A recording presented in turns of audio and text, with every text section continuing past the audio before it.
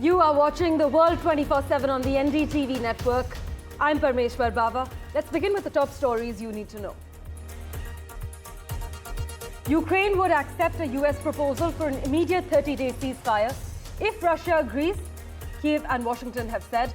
After 9 hours of negotiations, senior US officials ended the pause on military assistance and intelligence sharing, which Kiev had warned was costing Ukrainian lives.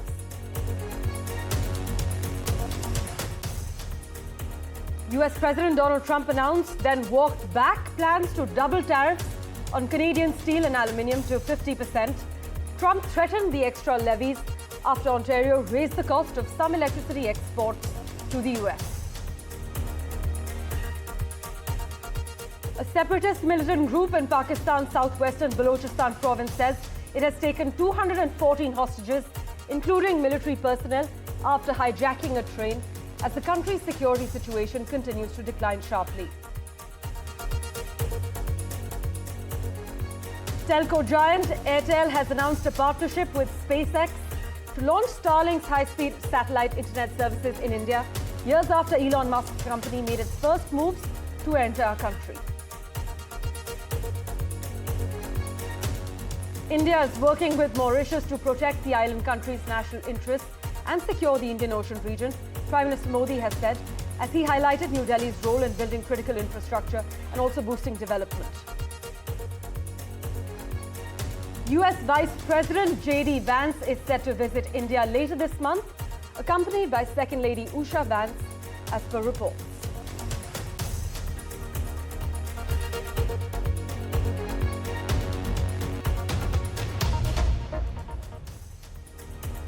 Well, our big focus: Ukraine would accept a US proposal for an immediate 30-day ceasefire if Russia agrees. This is what Kiev and Washington have said. After 9 hours of negotiations, senior US officials ended the pause on military assistance and intelligence sharing, which Kiev had actually warned was costing Ukrainian lives. But as the Secretary of State Marco Rubio has said, the ball is now in Russia's court. He said this as the US is expected to present this plan to the Kremlin shortly. Meanwhile, Moscow's position remains unclear, although one Russian lawmaker has said that the plan was unacceptable, while a former advisor to Russia's President Vladimir Putin said it was a proposal to rearm the Ukrainian army. Just listen in to what Trump had to say about this plan, followed by Jessica Stone's report from Washington, D.C.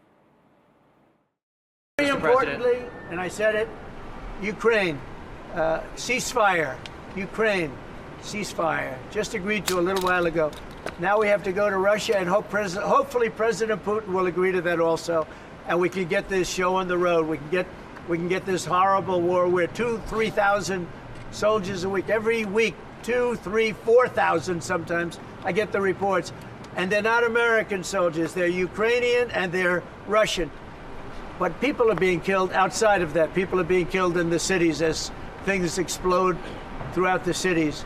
And we want to get that war over with. So I think it's a very big, I think it's a big difference between the last visit you saw at the Oval Office and this. So that's a total ceasefire. Announcing this 30-day ceasefire, American officials made one thing very, very clear, that the ball is now in Moscow's court to agree to this temporary ceasefire in order to get to more long-lasting discussions on what would be needed to achieve a lasting peace in Ukraine. National Security Advisor Mike Waltz telling reporters, quote, Ukraine has taken a concrete step towards peace. We hope the Russians will reciprocate.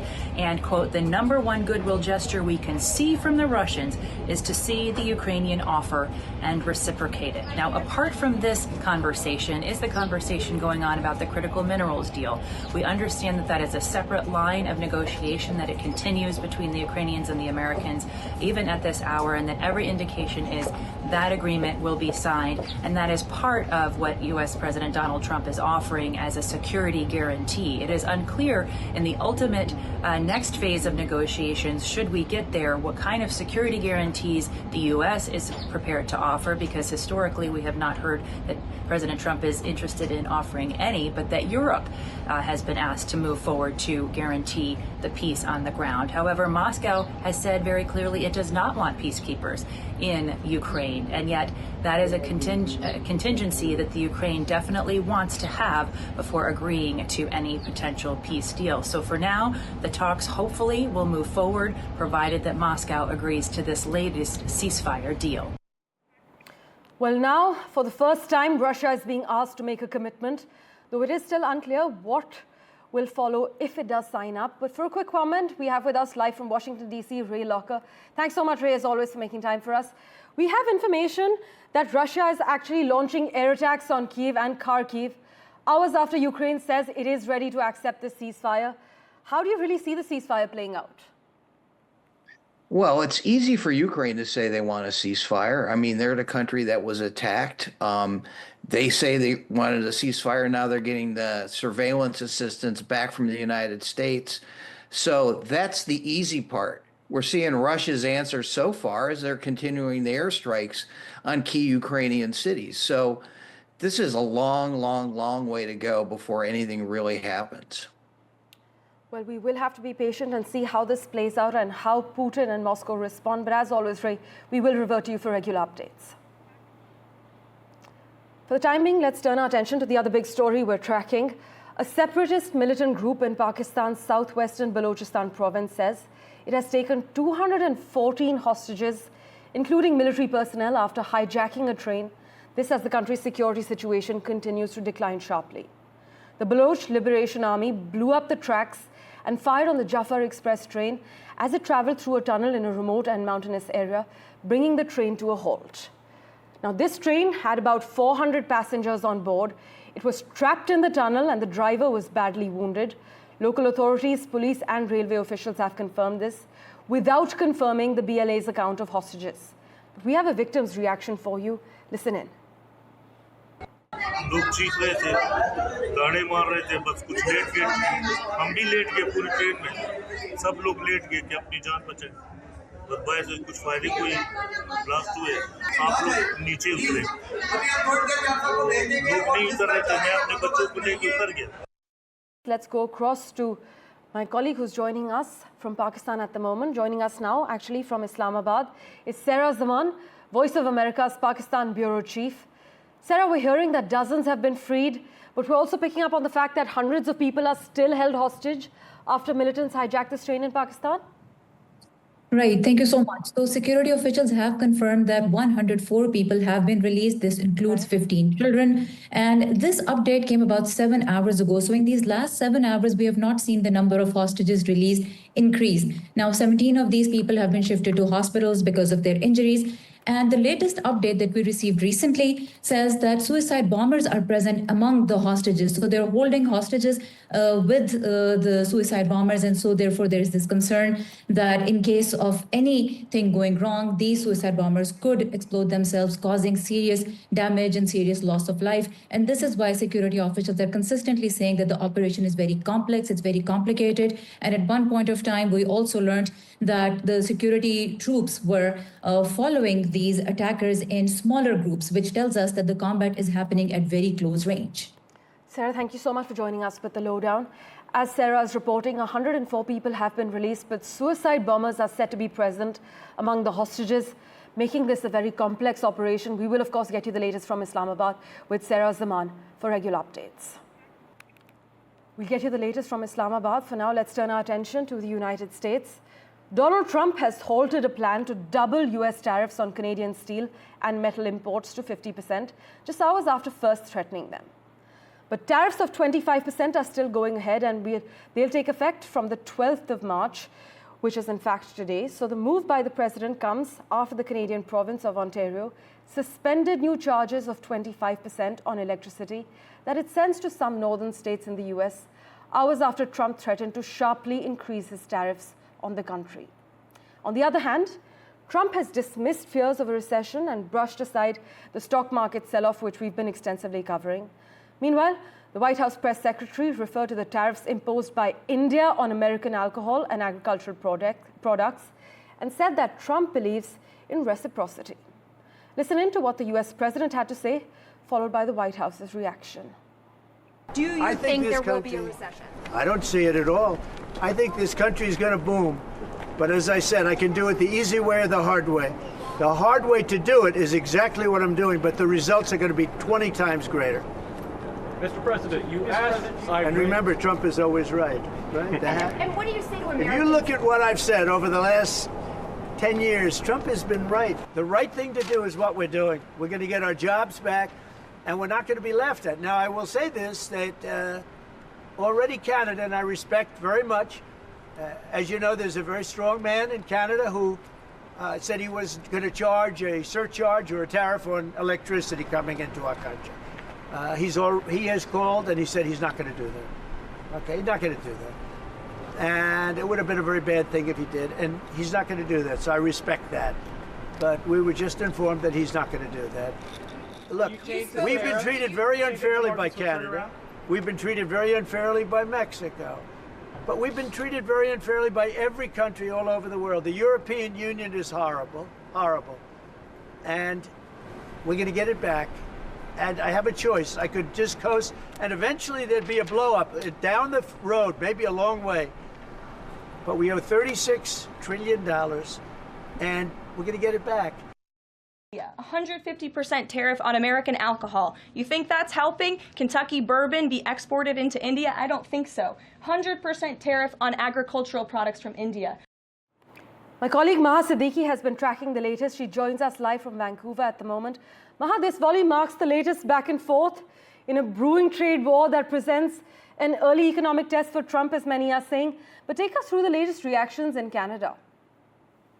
Well, at the moment, what we are seeing in Canada is a step back, especially from the Ontario province, where Doug Ford has said that the 25% surcharge that we were only discussing yesterday, Parmeshwar, on electricity, that is going from Canada, from the province of Ontario to Minnesota, Michigan, and New York, that surcharge has been lifted. And this after Donald Trump went ahead and announced that he would be doubling the tariff on steel and aluminum for Canada.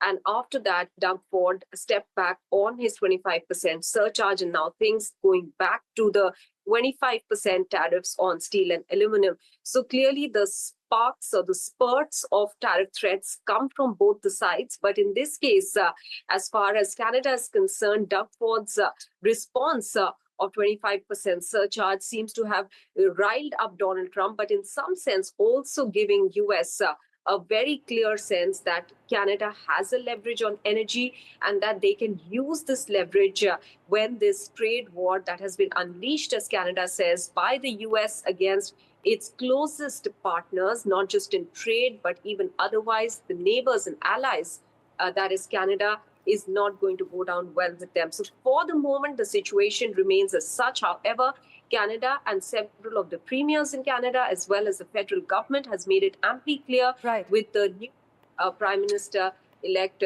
Mark Carney as well, also saying that US needs to go back and Trump needs to go back on all the tariff threats and the trade war for the situation to go back to normal.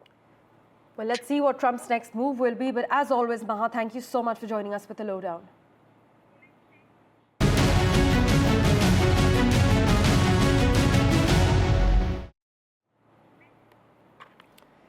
Meanwhile, Prime Minister Modi, who's on a two-day visit to Mauritius, is to participate as the chief guest in the country's National Day celebrations today.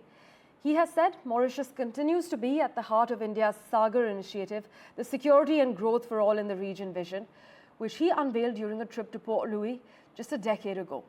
He added that India is working with Mauritius to protect the island country's national interests and also secure the Indian Ocean region, as he highlighted New Delhi's role in building critical infrastructure and also boosting development.